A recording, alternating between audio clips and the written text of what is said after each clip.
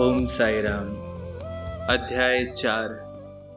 श्री साई बाबा का शिरडी में प्रथम आगमन, संतों का अवतार कार्य, पवित्र तीर्थ शिरडी, श्री साई बाबा का व्यक्तित्व, गौली बुवा का अनुभव, श्री विट्ठल का प्रकट होना, क्षीर सागर की कथा, दास गणों का प्रयाग स्नान, श्री साई बाबा का शिरडी में प्रथम आगमन और 3 वाड़े, संतों का अवतार कार्य। भगवद गीता 4था अध्याय। भगवान श्री कृष्ण कहते हैं कि जब जब धर्म की हानि और अधर्म की वृद्धि होती है तब तब मैं अवतार धारण करता हूँ। धर्म स्थापन, दुष्टों का विनाश तथा साधु जनों के परित्राण के लिए मैं युग युग में जन्म लेता हूँ। साधु और संत भगवान के प्रतिनिधि स्वरूप होते हैं। वे उपयुक्त समय पर प्रकट होकर अपने कार्य प्रणाली द्वारा अपना अवतार कार्य पूर्ण करते हैं। अर्थात जब ब्राह्मण, क्षत्रिय और वैश्य अपने कर्तव्यों से विमुख हो जाते हैं, जब शूद्र उच्च जातियों के अधिकार छीनने लगते हैं, जब धर्म के आचार्यों का अनादर तथा निंदा होने लगती है, जब लोग निषिद्ध भोज्य पदार्थों और मदिरा आदि का सेवन करने लगते हैं, जब धर्म आड़ में निंदित कार्य होने लगते हैं, जब भिन्न भिन्न धर्मावलंबी परस्पर लड़ने लगते हैं, जब ब्राह्मण संध्या आदि कर्म छोड़ देते हैं, कर्मठ पुरुषों को धार्मिक कृत्यों में अरुचि उत्पन्न होने लगती है, जब योगी ध्यान आदि कर्म करना छोड़ देते हैं, और जब जनसाधारण की ऐसी धारणा हो जाती है कि केवल धन, संतान और स्त्री ही सर्वस्व है, तथा इस प्रकार जब लोग सत्य मार्ग से विचलित होकर अधः पतन की ओर अग्रसर होने लगते हैं, तब संत प्रकट होकर अपने उपदेशों एवं आचरण के द्वारा धर्म की संस्थापना करते हैं। वे समुद्र के ज्योति स्तंभ की तरह हमारा उचित मार्गदर्शन करते तथा सत्य पथ पर चलने को प्रेरित करते हैं।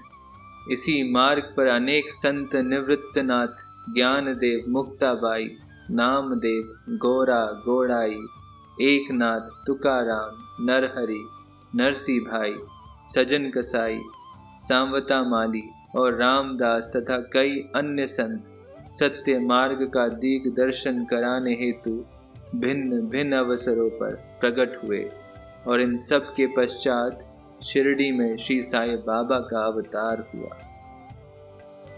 पवित्र तीर्थ शिरडी। अहमदनगर जिले में गोदावरी के तट बड़े ही भाग्यशाली हैं, जिन पर अनेक संतों ने जन्म धारण किया और अनेकों ने वहां आश्रय पाया। ऐसे संतों में श्री ज्ञानेश्वर महाराज प्रमुख थे। शिरडी अहमदनगर जिले के राहाता तालुक में है। गोदावरी नदी पार करने के पश्चात मार्ग सीधा शिरडी को जाता है। 8 मील चलने पर जब आप नीम गांव पहुंचेंगे तो वहां से शिरडी दृष्टिगोचर होने लगती है। कृष्णा नदी के तट पर अन्य तीर्थ स्थान गाणगापुर, नरसिंहवाड़ी और आदुंबर के समान ही शिरडी भी प्रसिद्ध तीर्थ है। जिस प्रकार दामोजी ने मंगल वेड़ा को, समर्थ रामदास ने सज्जनगढ़ को, दत्तावतार श्री नरसिंह सरस्वती ने वाणी को पवित्र किया, उसी प्रकार श्री साईनाथ ने शिरडी में अवतीर्ण होकर उसे पावन बनाया। आइए अब जानते हैं श्री साई बाबा का व्यक्तित्व। श्री साई बाबा के सानिध्य से शिरडी का महत्व विशेष बढ़ गया। अब हम उनके चरित्र का अवलोकन करेंगे। उन्होंने इस भव सागर पर विजय प्राप्त कर ली थी जिसे पार करना महान दुष्कर तथा कठिन है। शांति उनका आभूषण तथा वे ज्ञान की साक्षात प्रतिमा थे। वैष्णव भक्त सदैव वहां आश्रय पाते थे। दान वीरों में वे राजा कर्ण के समान दानी थे। वे समस्त सारों के सार रूप थे। ऐहिक पदार्थों से उन्हें अरुचि थी। सदा आत्म स्वरूप में निमग्न रहना ही उनके जीवन का मुख्य ध्येय था। अनित्य वस्तुओं का आकर्षण उन्हें छू भी नहीं गया था। उनका हृदय शीशे के सदृश उज्जवल था। उनके श्रीमुख से सदैव अमृत वर्षा होती थी। अमीर और गरीब उनके लिए दोनों एक समान थे। मान अपमान की उन्हें किंचित मात्र भी चिंता ना थी। वे निर्भय होकर संभाषण करते, भांति भांति के लोगों से मिलजुल कर रहते, नर्तकियों का अभिनय तथा नृत्य देखते और गजल कव्वालियां भी सुनते थे। इतना सब करते हुए भी उनकी समाधि किंचित मात्र भी भंग ना होती थी। अल्लाह का नाम सदा उनके ओठों पर रहता था। जब दुनिया जागती तो वो सोते, और जब दुनिया सोती तो वो जागते थे। उनका अंतःकरण प्रशांत महासागर की तरह शांत था। ना उनके आश्रम का कोई निश्चय कर सकता था और ना उनकी कार्य प्रणाली का अंत पा सकता था। कहने के लिए तो वो एक स्थान पर निवास करते थे, परंतु विश्व के समस्त व्यवहारों व व्यापारों का उन्हें भली भांति ज्ञान था। उनके दरबार का रंग ही निराला था। वे प्रतिदिन अनेक किंवदंतियां कहते थे, परंतु उनकी अखंड शांति किंचित मात्र भी विचलित ना होती थी। वे सदा मस्जिद के दीवार के सहारे बैठे रहते थे तथा प्रातः, मध्याह्न और सायंकाल लेंडी और चावड़ी की ओर वायु सेवन करने जाते थे, तो भी सदा आत्मस्थित ही रहते थे। स्वतः सिद्ध होकर भी वे साधकों के समान आचरण करते थे। वे विनम्र, दयालु तथा अभिमान रहित थे। उन्होंने सबको सदा सुख पहुंचाया। ऐसे थे श्री साईं बाबा, जिनके श्री चरणों का स्पर्श कर शिरडी पावन बन गई। उसका महत्व असाधारण हो गया। जिस प्रकार ज्ञानेश्वर ने आलंदी और एक नाथ ने पैठण का उद्धार किया, वही गति श्री साईं बाबा द्वारा शिरडी को प्राप्त हुई। शिरडी के फूल, पत्ते, कंकड़ और पत्थर भी धन्य हैं, जिन्हें श्री साईं चरणाम्बुजों का चुंबन तथा उनकी चरण रज मस्तक पर धारण करने का सौभाग्य प्राप्त हुआ। भक्तगण को शिरडी एक दूसरा पंढरपुर, जगन्नाथपुरी, द्वारका, बनारस, महाकालेश्वर तथा गोकर्ण महाबलेश्वर बन गई। श्री साईं का दर्शन करना ही भक्तों का वेद मंत्र था, जिसके परिणाम स्वरूप आसक्ति घटती और आत्मदर्शन का पथ सुगम होता था। उनका श्री दर्शन ही योग साधन था और उनके वार्तालाप करने से समस्त पाप नष्ट हो जाते थे। उनका पाद सेवन करना ही त्रिवेणी स्नान के समान था तथा चरणामृत पान करने मात्र से ही समस्त इच्छाओं की प्राप्ति होती थी। उनकी आज्ञा हमारे लिए वेद सदृश थी। प्रसाद तथा उदी ग्रहण करने से चित्त की शुद्धि होती थी। वे ही हमारे राम और कृष्ण थे, जिन्होंने हमें मुक्ति प्रदान की। वे सदा आत्मस्थित, चैतन्य घन तथा आनंद की मंगल मूर्ति थे। कहने को तो शिरडी उनका मुख्य केंद्र था, परंतु उनका कार्य क्षेत्र पंजाब, कलकत्ता, उत्तरी भारत, गुजरात, ढाका और कोंकण तक विस्तृत था। श्री साईं बाबा की कीर्ति दिन प्रतिदिन चहु और फैलने लगी और जगह जगह से दर्शनार्थ आकर उनके भक्त लाभ उठाने लगे। केवल दर्शन से ही मनुष्यों, चाहे वो शुद्ध अथवा अशुद्ध हृदय के हों, के चित्त को परम शांति मिल जाती थी। उन्हें उसी आनंद का अनुभव होता था जैसे कि पंढरपुर में श्री विट्ठल के दर्शन से होता है। ये कोई अतिशयोक्ति नहीं है। देखिए, एक भक्त ने यही अनुभव पाया है। गौली बुबा की कथा। लगभग 95 वर्ष के वयोवृद्ध भक्त, जिनका नाम गौली बुबा था, पंढरी के एक वार करी थे। वे 8 मास पंढरपुर तथा 4 मास गंगा तट पर निवास करते थे।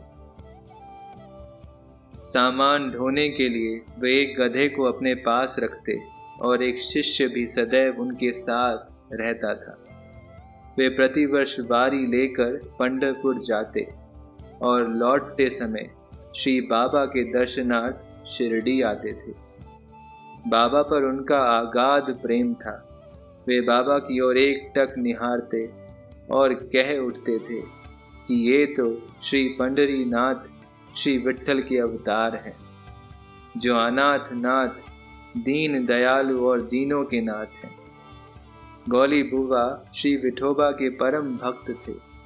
उन्होंने अनेक बार पंढरी की यात्रा की तथा प्रत्यक्ष अनुभव किया कि श्री साईं बाबा सचमुच में ही पंढरीनाथ हैं। विट्ठल स्वयं प्रकट हुए। श्री साईं बाबा की ईश्वर चिंतन और भजन में विशेष अभिरुचि थी। वे सदैव अल्लाह मालिक पुकारते तथा भक्तों से कीर्तन सप्ताह करवाते थे। इसे नाम सप्ताह भी कहते हैं। एक बार उन्होंने दासगणों को कीर्तन सप्ताह करने की आज्ञा दी। दासगणों ने बाबा से कहा कि आपकी आज्ञा मुझे शिरोधार्य है, परंतु इस बात का आश्वासन मिलना चाहिए कि सप्ताह के अंत में विट्ठल अवश्य प्रकट होंगे। परंतु साथ ही भक्तों में श्रद्धा व तीव्र उत्सुकता का होना भी अनिवार्य है। ठाकुर नाथ की डंकपुरी, विट्ठल की पंढरी, रणछोड़ की द्वारका, यही तो है। किसी को दूर जाने की आवश्यकता नहीं है। क्या विट्ठल कहीं बाहर से आएंगे? वे तो यहीं विराजमान है। जब भक्तों में प्रेम और भक्ति का स्रोत प्रवाहित होगा तो विट्ठल स्वयं ही यहाँ प्रकट हो जाएंगे। सप्ताह समाप्त होने के बाद विट्ठल भगवान इस प्रकार प्रकट हुए। काका साहेब दीक्षित सदैव की भांति स्नान करने के पश्चात जब ध्यान करने को बैठे तो उन्हें विट्ठल के दर्शन हुए। दोपहर के समय जब वे बाबा के दर्शनार्थ मस्जिद पहुंचे तो बाबा ने उनसे पूछा, क्यों विट्ठल, पाटिल आए थे ना? वे बहुत चंचल हैं, उनको दृढ़ता से पकड़ लो। यदि थोड़ा भी असावधानी की तो वे बचकर निकल जाएंगे। ये प्रातः काल की घटना थी और दोपहर के समय उन्हें पुनः दर्शन हुए। उसी दिन एक चित्र बेचने वाला विठोबा के 25 से 30 चित्र लेकर वहां बेचने आया। ये चित्र ठीक वैसा ही था जैसा कि काका साहेब दीक्षित को ध्यान में दर्शन हुए थे। चित्र देखकर और बाबा के शब्दों का स्मरण कर काका साहेब को बड़ा विस्मय और प्रसन्नता हुई। उन्होंने एक चित्र सहर्ष खरीद लिया और उसे अपने देवघर में प्रतिष्ठित कर दिया। ठाणा के अवकाश प्राप्त मामलतदार श्री बीवी देव ने अपने अनुसंधान के द्वारा ये प्रमाणित कर दिया कि शिरडी पंढरपुर की परिधि में आता है। दक्षिण में पंढरपुर श्री कृष्ण का प्रसिद्ध स्थान है, अतः शिरडी ही द्वारका है। द्वारका की एक और व्याख्या सुनने में आई है, जो कि नारायण अय्यर द्वारा लिखित भारतवर्ष का स्थायी इतिहास में स्कंद पुराण से उद्धृत की गई है। जो स्थान चारों वर्णों के लोगों को धर्म, अर्थ, काम और मोक्ष के लिए सुलभ हो। दार्शनिक लोग उसे द्वारका के नाम से पुकारते हैं। शिरडी में बाबा की मस्जिद केवल 4 वर्णों के लिए ही नहीं, अपितु दलित, अस्पृश्य और भौगोजी, शिंदे जैसे कोढ़ी आदि सब के लिए खुली थी। अतः शिरडी को द्वारका कहना ही सर्वथा उचित है। आइए अब सुनते हैं भगवंत राय क्षीर सागर की कथा। श्री विट्ठल पूजन में बाबा को कितनी रुचि थी, ये भगवंत राव क्षीर सागर की कथा से स्पष्ट है। भगवंत राव के पिता विठोबा के परम भक्त थे, जो प्रतिवर्ष पंढरपुर वारी लेकर जाते थे। उनके घर में विठोबा की एक मूर्ति थी, जिसकी वे नित्य प्रति पूजा करते थे।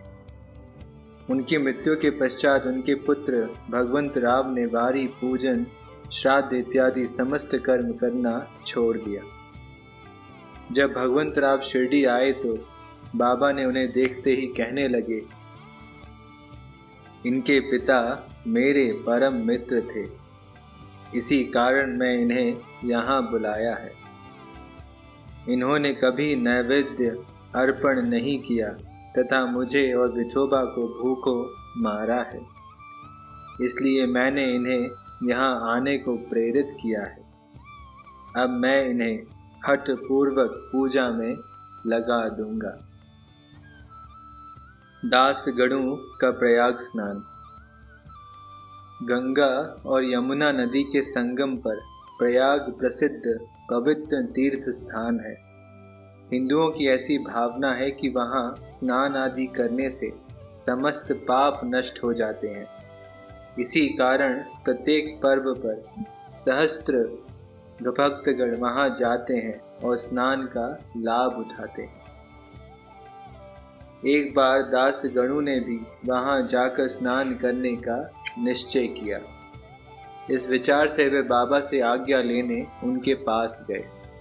बाबा ने कहा, इतनी दूर व्यर्थ भटकने की क्या आवश्यकता है, अपना प्रयाग तो यही है, मुझ पर विश्वास करो। आश्चर्य, महान आश्चर्य।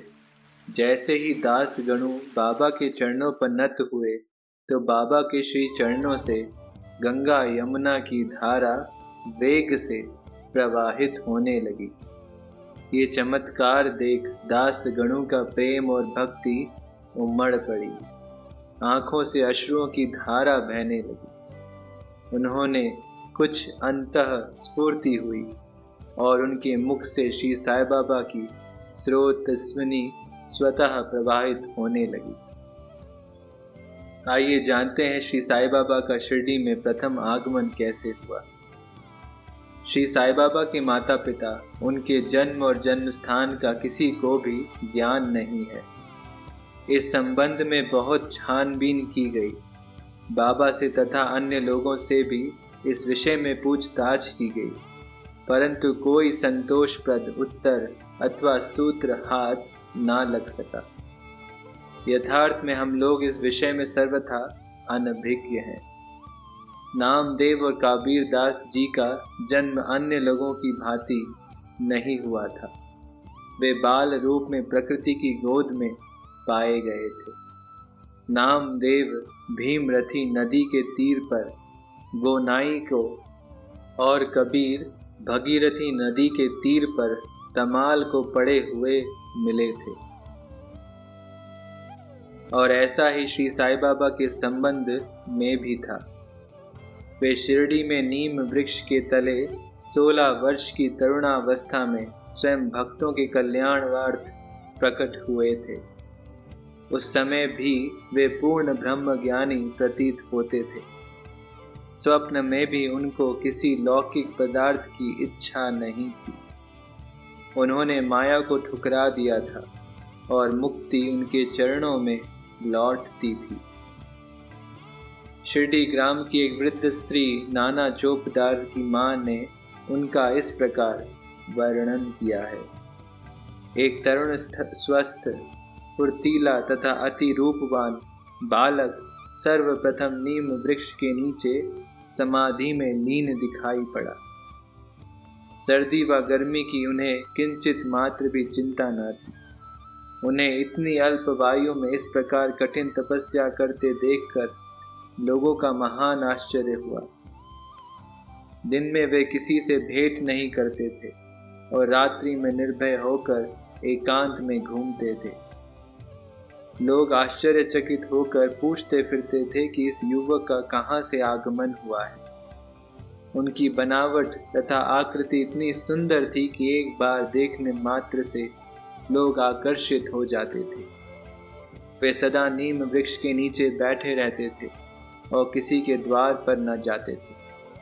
यद्यपि वे देखने में युवक प्रतीत होते थे, परंतु उनका आचरण महात्माओं के सदृश था। वे त्याग और वैराग्य की साक्षात प्रतिमा थे। एक बार एक आश्चर्यजनक घटना हुई। एक भक्त को भगवान खंडोबा का संचार हुआ। लोगों ने शंका निवारणार्थ उनके प्रश्न किया कि हे देव, कृपया बतलाइए ये किस भाग्यशाली पिता की संतान है और उनका कहाँ से आगमन हुआ है। भगवान खंडोबा ने एक कुदाली मंगवाई और एक निर्दिष्ट स्थान पर खोदने का संकेत किया। जब वह स्थान पूर्ण रूप से खोदा गया तो वहां एक पत्थर के नीचे ईंट पाई गई। पत्थर को हटाते ही एक द्वार दिखा जहां पर 4 दीप जल रहे थे। उन दरवाजों का मार्ग एक गुफा में जाता था जहां गौमुखी आकार की इमारत, लकड़ी के तख्ते, मालाएं आदि दिखाई पड़ी। भगवान खंडोबा कहने लगे कि इस युवक ने इस स्थान पर 12 वर्ष तपस्या की है। तब लोग युवक से प्रश्न करने लगे, परंतु उसने यह कहकर बात टाल दी कि ये मेरे श्री गुरुदेव की पवित्र भूमि है, अतः मेरे पूज्य स्थान है। तब लोगों ने उस दरवाजे को पूर्ववत बंद कर दिया। जिस प्रकार अश्वत्थ तथा औदुंबर वृक्ष पवित्र माने जाते हैं, उसी प्रकार बाबा ने भी इस नीम वृक्ष का उतना ही पवित्र माना और प्रेम किया। महालसापति तथा शिरडी के अन्य भक्त इस स्थान को बाबा के गुरु का समाधि स्थान मानकर सदैव नमन किया करते थे। 3 वाड़े। नीम वृक्ष के आसपास की भूमि श्री हरि विनायक साठे ने मोल ले ली और उस स्थान पर एक विशाल भवन का निर्माण किया, जिसका नाम साठे वाड़ा रखा गया। बाहर से आने वाले यात्रियों के लिए वह वाड़ा ही एकमात्र विश्राम स्थान था, जहां सदैव भीड़ रहा करती थी। नीम वृक्ष के नीचे चारों ओर चबूतरा बांधा गया। सीढ़ियों के नीचे दक्षिण की ओर एक छोटा सा मंदिर है, जहां भक्त लोग चबूतरे के ऊपर उत्तराभिमुख होकर बैठते हैं।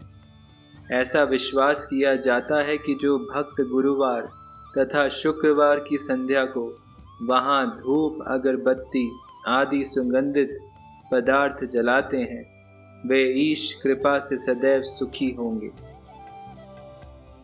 ये वाड़ा बहुत पुराना तथा जीर्ण शीर्ण स्थिति में था तथा इसके जीर्णोद्धार की नितांत आवश्यकता थी, जो संस्थान द्वारा पूर्ण कर दी गई।